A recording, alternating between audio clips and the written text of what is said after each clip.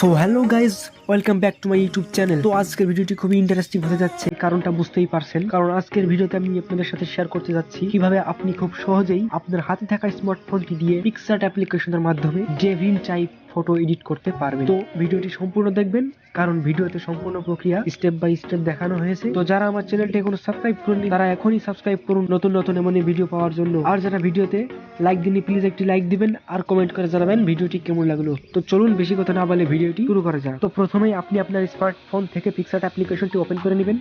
তারপর যে ফটোটি এডিট করতে চান সেটি সিলেক্ট করে নেবেন।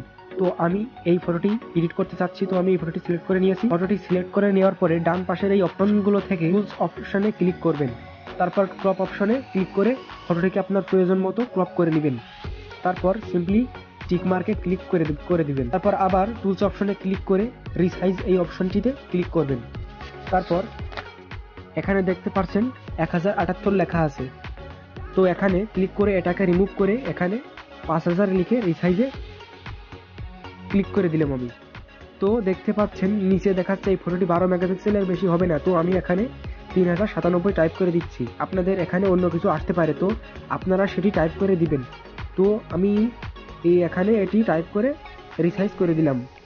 তো আপনারা বলতেই পারেন রিসাইজ করার কি দরকার। তো রিসাইজ করলে আপনার ফটোটি সর্বোচ্চ কোয়ালিটিতে সেভ করতে পারবেন, ফলে আপনার ফটোটি অনেক ক্লিয়ার হবে। তো এরপর আপনি এফেক্ট অপশনে ক্লিক করবেন। এরপর এখান থেকে B&W সিলেক্ট করে হালকা স্লাইড করে B&W HDR এই অপশনটিতে ক্লিক করবেন।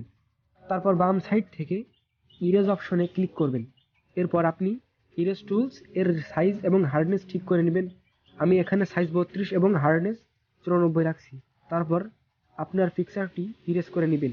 তো আমি পিকচারটি ইরেজ করে নিচ্ছি, আপনারাও সেম ভাবে পিকচারটি ইরেজ করে নেবেন।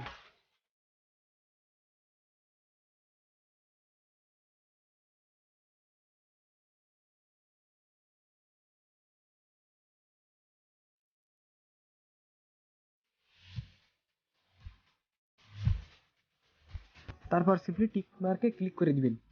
এরপর ডান সাইড থেকে স্ক্রল ডাউন করে অ্যাড ফটোতে ক্লিক করবেন। তারপর এই পিকটি অ্যাড করে নেবেন। সবগুলো পিকচারের লিংক আমি ডেসক্রিপশনে দিয়ে দিয়েছি। ও তারপর ফটোটি আপনার মুখের উপর সিলেক্ট করে নেবেন। তারপর ডান সাইড থেকে ব্লেন্ড অপশনে ক্লিক করে এটাকে মাল্টিপ্লাই করে দিবেন। তারপর ভালোভাবে অ্যাডজাস্ট করে নিয়ে বাম পাশের ইরেজ অপশনে ক্লিক করবেন। তারপর আপনি ইনভার্টে ক্লিক করবেন। তারপর আপনি আপনার প্রয়োজন মতো রেস্টোর অপশনটির সাইজ এবং হার্ডনেস সেট করে নেবেন। তারপর সিম্পলি আপনার ফটো মুখের উপর এটাকে অ্যাডজাস্ট করে নেবেন, ভিডিওতে যেমনটি দেখছেন। সম্পূর্ণ হয়ে গেলে সিম্পলি টিক মার্কে ক্লিক করে দিবেন। তারপর অ্যাড ফটোতে ক্লিক করে এই ফটোটি অ্যাড করে নেবেন। স্ক্রল ডাউন করে এফেক্টে ক্লিক করে তারপর B&W তে ক্লিক করে B&W সিলেক্ট করে নিন। তারপর সিম্পলি টিক মার্কে ক্লিক করে দিবেন। তারপর ডান সাইড থেকে স্ক্রল ডাউন করে ব্লেন্ড অপশনে ক্লিক করে এটাও মাল্টিপ্লাই করে দিন। তারপর ভালোভাবে অ্যাডজাস্ট করে নিন। তারপর ইরেজ অপশনে ক্লিক করে ইরেজ টুলসের সাইজ অ্যান্ড হার্ডনেস ঠিক করে আপনার ফটোটির ফেস থেকে ইরেজ করবেন, ভিডিওতে যেমনটি দেখতে পাচ্ছেন। তো আমি সম্পূর্ণ ইরেজ করে নিচ্ছি। তারপর সম্পূর্ণ ইরেজ করা হয়ে গেলে টিক মার্কে ক্লিক করে দিবেন।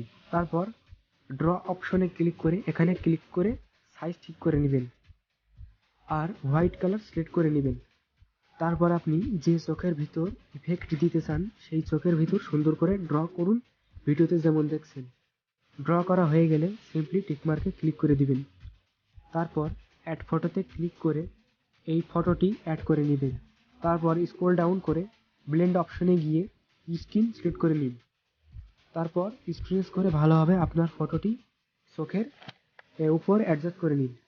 এরপর অপোসিটি আমি এখানে 90 রাখছি, আপনি আপনার প্রয়োজন মতো এটাকে রাখতে পারেন।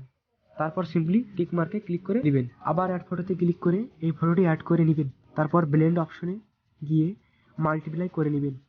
তারপর আপনি যেখানে অ্যাডজাস্ট করতে চান করে নেবেন। আমি এখানে অ্যাডজাস্ট করে নিলাম। তারপর সিম্পলি টিক মার্কে ক্লিক করে দিবেন। তারপর সিম্পলি সেভ অপশনে গিয়ে ফটোটি সেভ করে নেবেন। তো এই ছিল আজকের ভিডিওটি ভালো লাগলে অবশ্যই লাইক করতে ভুলবেন না, আর কমেন্ট অবশ্যই করবেন। কমেন্ট করে জানাবেন ভিডিওটি কেমন লাগলো। যারা এখনো সাবস্ক্রাইব করেননি প্লিজ সাবস্ক্রাইব করে পাশেই থাকুন। ধন্যবাদ সবাইকে।